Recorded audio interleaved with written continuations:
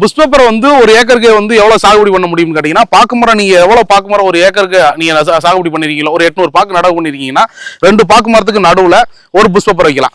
ஒரு இலைக்கு இன்னொரு இலைக்கு இடையில புதுசா வந்துட்டு இறங்கும் போது இது போல வந்து மிளகு வந்து இறங்கும்னு சொல்லியிருந்தோம். நீங்க பாத்தீங்கன்னா தெரியும், இதெல்லாம் பூ, இது எல்லாமே இந்த மிளகா மாறும். இது வரும்போது அடுத்த பூ வந்து வர ஆரம்பிச்சிச்சு பாத்தீங்களா. இது அதுக்கு அடுத்து நாம சொல்லியிருந்தோம், இதுல வந்து நுனிக்கல வேண்டிய அவசியம் இல்லை. இது வந்து அதுவே வந்து பாத்தீங்கன்னா அடித்தூர் கட்டி எந்திரிக்கும். இப்பயே பாத்தீங்கன்னா நடவு பண்ணி 2 மாசத்துல பாத்தீங்கன்னா கிட்டத்தட்ட குறைஞ்சது ஒரு 10 கிளைகள் பக்கமா இது வந்து ஓடி இருக்கும். இப்போ நீங்க இந்த மண்ணை வந்து நீங்க வந்து பார்க்கலாம். இது வந்து இந்த வெங்கல் சரளன்னு சொல்லுவாங்க, வெங்கல் சரளை கலந்த செம்மண். இதுல எப்படி பண்ணிருக்கோம் பாத்தீங்கன்னா, 2 பாக்கு மரத்துக்கு இடையில மேட்டுப்பாத்தி வச்சு மேட்டுப்பாத்தியில வந்துட்டு நாம வந்துட்டு மிளகு வந்து சாகுபடி பண்ணியிருக்கோம். அனைவருக்கும் வணக்கம். உளவி ஆர்கனைசேஷன்ல இருந்து நான் உங்கள் தினேஷ்குமார்.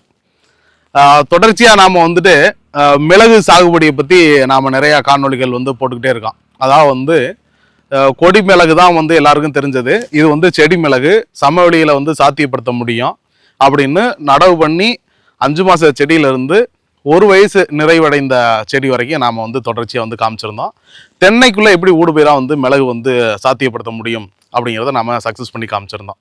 இப்போ நிறைய விவசாயிகள் கேட்டீங்க, தென்னைக்குள்ள மட்டும் தான் பண்ண முடியுமா அப்படின்னா கிடையாது. அதாவது நிழல் மட்டும் இருந்தால் நீங்க பாக்கு மரத்துக்குள்ள பண்ணலாம், மாமரத்துக்குள்ள பண்ணலாம், நாவல் மரத்துக்குள்ள பண்ணலாம். குத்து வாழை போட்டிருக்கீங்களா, அப்போ குத்து வாழை போட்டீங்க அப்படின்னா 15 அடிக்கு ஒரு வாழை போட்டிருப்பீங்களா, அந்த நிழல்ல பண்ணலாம். அப்போ புஷ் பேப்பரை பொறுத்தளவுக்கு மிளகு சாகுபடிக்கு அதுக்கு பாதி வெயிலும் நிழலும் கலந்த மாதிரி அதனுடைய கிளைமேட்டிக்கல் சேஞ்ச் இருந்தாலே வந்து போதுமானது நாம சொல்லியிருந்தோம். அப்போ விவசாயிகள் வந்து பாக்கு மரத்துக்குள்ள நீங்க எங்க வந்து போட்டிருக்கீங்க அதை வந்து காமிங்க அப்படின்னு வந்து சொல்லியிருந்தீங்க. இப்ப நடவு பண்ணி பாக்கு மரத்துல நடவு பண்ணி 2 மாதங்கள் தான் ஆகுது. 2 மாதங்கள்ல எந்த அளவுக்கு வந்துட்டு செடி வந்து வளர்ந்துருக்கு, மிளகு வந்து பூப்பிரி வந்து எந்த அளவுக்கு வந்து இறங்கி இருக்கு. அப்போ பாக்குனுடைய இடைவெளி வந்து 7 அடிக்கு ஒரு பாக்கு வந்து சாகுபடி பண்ணியிருக்காங்க. இப்ப மிளகு எங்க நம்ம சாகுபடி பண்ணியிருக்கோம்னா 2 பாக்கு மரத்துக்கும் நடுவுல பாத்தீங்கன்னா மிளகு வந்து நாம வந்து சாகுபடி பண்ணியிருக்கோம். நாம சொன்னோம், புஷ் பேப்பரை பொறுத்த அளவுக்கு ஒரு இலைக்கும் இன்னொரு இலைக்கும் இடையில தொடர்ச்சியா வந்துட்டு உங்களுக்கு மிளகு வந்து பூப்பிரி வந்துகிட்டே இருக்குன்னு சொன்னோம். அதுதான் இது பாத்தீங்கன்னா வந்து உங்களுக்கு வந்து கரிமுண்டா ரகம். இது நடவு பண்ணி 2 மாதங்கள் தான் ஆகுது. 2 மாதத்துல பாத்தீங்கன்னா உங்களுக்கு வந்து புதுசா வந்துட்டு தளிரோட சேர்த்து ஒவ்வொரு இலைக்கும் வந்து பாத்தீங்கன்னா அடுத்தடுத்த பூ வந்து வந்துகிட்டே தான் இருக்கும்.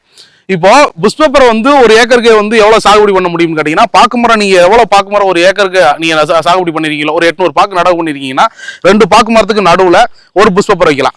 காரணம் நாம சொல்லியிருந்தோம், புஷ் பேப்பரை பொறுத்த அளவுக்கு இதுக்கு வந்து துணை செடிகள் வந்து தேவையில்லை. அதாவது வந்து ஏதாவது ஒரு மரம் நட்டு தான் வந்து வைக்கணும் அப்படிங்கிறது தேவையில்லை. இது வந்து மல்லிகைப்பூ செடி மாதிரி, முல்லைப்பூ செடி மாதிரி இது தனியாவே தூர் கட்டி வந்து எந்திரிக்கும்னு சொல்லியிருந்தோம். இப்போ நீங்க நடவு பண்ணி 2 மாதங்கள் ஆன இந்த செடியினுடைய தூரை வந்து நீங்க வந்து பார்க்கலாம். இது வந்து திப்ளி வந்து அடியில் வந்து பட்டிங் பண்ணி பண்ணலாம். 2வது பதிய முறையில் வந்து பண்ணலாம். 2வது வந்து திப்ளியில் வந்து கிராஃப்டட் முறையில் பண்ணலாம். இது 3மே உளவி ஆர்கனைசேஷன் வந்து நாம வந்து பண்ணி கொடுத்துக்கிட்டு இருக்கோம். இப்போ புஷ் பேப்பர் வந்துட்டு இப்போ நீங்க பார்க்கலாம், இதுல வரிசையா நீங்க பாருங்க எப்படி வந்து சாகுபடி வந்து பண்ணியிருக்கோம்னு சொல்லி பாருங்க. 2 பாக்கு மரத்துக்கு நடுவில் வந்துட்டு மிளகு வந்து சாகுபடி பண்ணியிருக்கோம். இது மொத்தமா வந்துட்டு இந்த நிலம் எங்க இருக்குன்னு சொல்லி கேட்டீங்கன்னா, மெட்டாலா அப்படிங்கிற இடத்துல சேலம் மாவட்டத்தில் வந்து இருக்கு. இந்த சேலம் மாவட்டத்தில் அதிகமாக வந்து விவசாயிகள் வந்து பாக்கு சாகுபடி பண்ற விவசாயிகள் தொடர்ச்சியா வந்துட்டு இப்போ பாக்கினுடைய விலை வீழ்ச்சியின் காரணமாக அப்போ ஊடுபயிரா வந்துட்டு நீங்க வந்து மிளகை தேர்ந்தெடுக்கிறது எவ்வளவோ வந்து சாலச்சிறந்ததுன்னு சொல்லலாம். ஏன் வந்து மிளகு வந்து சாலச்சிறந்ததுன்னு சொல்லி கேட்டீங்கன்னா, மிளகை பொறுத்தளவுக்கு வந்து பேசிக்காவே வந்து அது வந்து ஒரு கேஷ் கிராப். இப்போ இந்த ஒரு மிளகு செடியிலிருந்து முதல் வருடம் நிறைவடையும் போது பாத்தீங்கன்னா ஆவரேஜா வந்து 1 கிலோ வந்து நமக்கு வந்து மிளகு வந்து கிடைக்கும். 2வது வருடம் 3வது வருடம் அப்படின்னு ஆகும்போது செடி வந்து பாத்தீங்கன்னா நல்லா வந்து பந்தாட்டம் நல்லா பெருசா வரும். 2 பாக்கு மரத்துக்கு எந்த விதமான டிஸ்டர்பன்ஸும் கிடையாது. 2 ஆண்டுகளுக்கு பின்னாடி நாம ஒரு பைப்போ அல்லது ஒரு கம்பியோ இல்ல ஏதாவது ஒரு குச்சியோ செடி வந்து ஆட்டம் காணக்கூடாது அப்படிங்கிறக்காக நாம வச்சு இந்த கொடி தக்காளி எப்படி எடுத்து கட்டுறாங்களோ அது போல நாம வந்து எடுத்து வந்து நாம வந்து கட்டலாம்.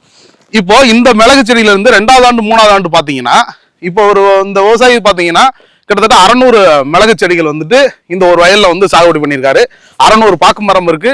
அதனால வந்து 2 மரத்துக்கு இடையில 1 அப்படிங்கிற விகிதாச்சாரத்துல 600 மிளகு வந்து சாகுபடி பண்ணியிருக்காரு. முதல் வருடம் சாகுபடியா சொல்லலாம், இவர்கிட்ட வந்து பாத்தீங்கன்னா முதல் வருடம் முடிவடையும் போது இவர்கிட்ட ஒரு 600 கிலோ மிளகு இருக்கும்.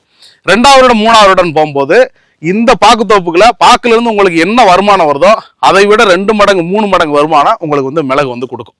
2வது வருஷம் வந்து பாத்தீங்கன்னா உங்களுக்கு ஆவரேஜா 1 டன் மிளகு உங்க கையில இருக்குன்னா இன்றைய சந்தை மதிப்பு கிட்டத்தட்ட 700 ரூபாயிலிருந்து 750 ரூபாய் வரைக்கும் மிளகு போய்கிட்டு இருக்கு தோட்டத்து ரேட். நீங்கள் கடையில் போய் வாங்கினீங்கன்னா 1200 1500 வரைக்கும் போகுது. கிட்டத்தட்ட 1 டன் மிளகு உங்கள் தோட்டத்தில் இருந்துச்சுன்னா கிட்டத்தட்ட 7 லட்சம் ரூபாய் அதனுடைய சந்தை மதிப்பு. பாக்கு மரம் கடந்த 2 ஆண்டுகளுக்கு முன்னாடி இருந்ததை காட்டலாம் இன்னைக்கு பாக்குனுடைய விலை வீழ்ச்சி பார்த்தீங்கன்னா அபரிவிதமாக இருக்கு. கிட்டத்தட்ட குத்தகைக்கு எடுத்தவங்களே வந்து காய் அறுக்க மாட்டேங்கிறாங்க. நிறைய வந்து பழைய வியாபாரிகள்லாம் வந்து நின்ட்டாங்க. புது வியாபாரிகள் மட்டும் தான் வந்து வராங்க. இன்ன வரைக்கும் வந்து பாக்கு அறுவடையில் இருந்தும் அறுவடை பண்ண முடியாத தோட்டங்கள் வந்து நிறைய இருக்கு. அப்போ உங்களுக்கு ஓர்பயிர் சாகுபடி முறைங்கிறத முற்றுமுழுதாக ஒழிச்சிட்டு இப்போ பாக்கு நட்டுட்டோம் அதுக்குள்ள எதுவுமே போட முடியாது அப்படி இதெல்லாம் விட்டுட்டு பாக்குக்குள்ள வந்து மிளகு சாகுபடி அப்படிங்கும்போது இது வந்து ஈர்பயிர் சாகுபடியா வந்து மாறிடுது. அப்போ வரப்புகளில் ஃபுல்லா வந்து மரப்பயிர் சாகுபடி, அப்போ 3 பயிர் சாகுபடியா மாறுது. நம்மாழ்வார் ஐயா சொன்னது தான் நாம வந்து திருப்பி எல்லா கடலையும் சொல்றோம். ஒரு நிலத்துல ஓர்பயிர் சாகுபடி முறைங்கிறத முற்றுமுழுதா விட்டுட்டு ஒரே நிலத்துல பல பயிர் சாகுபடி முறை, அடுக்குமுறை சாகுபடி முறை இப்படி நீங்க போயிட்டீங்க நாளை பாத்தீங்கன்னா உங்களுக்கு வந்து தொடர் வருமானம் வந்து இருந்துகிட்டே இருக்கும். கிட்டத்தட்ட இந்த ஒரு 3/4 ஏக்கர்ல இவர் ஒரு 600 பாக்கு மரம் வந்து சாகுபடி பண்ணியிருக்காரு. இந்த 600 பாக்கு மரத்துக்குள்ள 600 மிளகு சாகுபடி பண்ணதன் மூலியமாக மிளகுல இருந்து மட்டும் இவருக்கு குறைஞ்சது வந்து ஒரு வருஷத்துக்கு 5ல இருந்து குறைந்தபட்சமா 5 லட்சம் ரூபாயில இருந்து அதிகபட்சமா 7 லட்சம் ரூபாய் வரைக்கும் இவருக்கு இந்த மிளகுல இருந்து மட்டும் வருமானம் கிடைக்கும். அப்போ ஒரு நிலத்தை வந்து எப்படி வந்து முழுமையா பயன்படுத்துறது அப்படிங்கிறத உளவி வந்து தொடர்ச்சியா வந்து சொல்லிக்கிட்டே இருக்கு. வாங்க நம்ம ஒவ்வொரு செடிகளும் பார்க்கலாம். இதுல எந்த அளவுக்கு வந்து மிளகு வந்து பூ பிரி இறங்கி இருக்கு அப்படிங்கிறதெல்லாம் பார்க்கலாம். நாம சொல்லியிருந்தோம் ஒரு இலைக்கும் இன்னொரு இலைக்கும் இடையில புதுசா வந்துட்டு இறங்கும் போது இது போல வந்து மிளகு வந்து இறங்கும்னு சொல்லியிருந்தோம். நீங்க பாத்தீங்கன்னா தெரியும் இதெல்லாம் பூ, இது எல்லாமே இந்த மிளகா மாறும். இது வரும்போது அடுத்த பூ வந்து வர ஆரம்பிச்சிச்சு பாத்தீங்களா. இது அதுக்கு அடுத்து நாம சொல்லியிருந்தோம் இதுல வந்து நுனிக்கல வேண்டிய அவசியம் இல்லை. இது வந்து அதுவே வந்து பாத்தீங்கன்னா அடித்தூர் கட்டி எந்திரிக்கும். இப்பயே பாத்தீங்கன்னா நடவு பண்ணி 2 மாசத்துல பாத்தீங்கன்னா கிட்டத்தட்ட குறைஞ்சது ஒரு 10 கிளைகள் பக்கமா இது வந்து ஓடி இருக்கும்.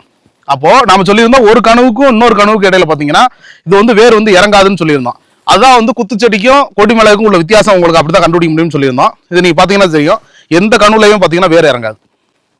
வேர் இறங்காதனாலதான் பாத்தீங்கன்னா தொடர்ச்சியா வந்து உங்களுக்கு பாத்தீங்கன்னா மிளகு வந்து பூப்பிரி வந்து வந்துகிட்டே இருக்கும், கண்டினியூவா வந்து வந்துகிட்டே இருக்கும்.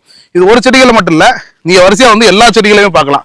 சின்ன செடிகளை முதல் கொண்டு பெரிய செடிகள் முதல் கொண்டு எல்லா செடிகளையுமே நீங்க பார்க்கலாம். உங்களுக்கு தொடர்ச்சியா வந்து அடுக்கடுக்கா வந்து பாத்தீங்கன்னா பூ வந்து இறங்கிட்டே தான் இருக்கும். நாம சொல்லியிருந்தோம் மிளகை பொறுத்த அளவுக்கு வந்து குத்துச்செடி பாத்தீங்கன்னா இது வந்துட்டு உங்களுக்கு சீசனபிள் கிராப் கிடையாது, இது வந்து ஒரு அன்சீசனபிள் கிராப்னு சொல்லியிருந்தோம். அப்போ அன்சீசனபிள் கிராப்ங்கிறது ஒரு சீசனுக்கு மட்டும் அறுவடை தரக்கூடியது இல்ல, ஒவ்வொரு மாதமும் தொடர் அறுவடை வந்து நமக்கு வந்து தரக்கூடியது. இப்போ நீங்க இதில் நல்லாவே தெரியும் உங்களுக்கு இதுல மிளகு எந்த அளவுக்கு இறங்கின்னு பாத்தீங்களா. இப்ப இதனுடைய அடித்தூரை நீங்க பார்க்கலாம், எந்த அளவுக்கு வந்து அடித்தூர் கட்டி எந்திருக்குன்னு பார்க்கலாம். இதுல ஒவ்வொரு கிளைகள்லயுமே பாத்தீங்கன்னா புதுசா வந்து மிளகு பூப்பிரிகள் வந்து வந்துகிட்டே தான் இருக்கும். அப்போ தொடர் அறுவடை வந்து குத்துச்செடி மிளகுல எப்படி சாத்தியம்னா இப்படித்தான்.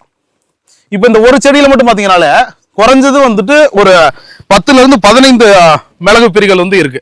அப்போ மிளகு எப்படி வந்து தொடர் அறுவடைக்கு நம்ம வந்து கொண்டு வர முடியும் அப்படிங்கும் போது அதுவே வந்து நிறைய வந்து பக்க கிளைகள் வெடிச்சு அதுவே நல்லா புஷ்ஷாட்டா வந்து வரும்.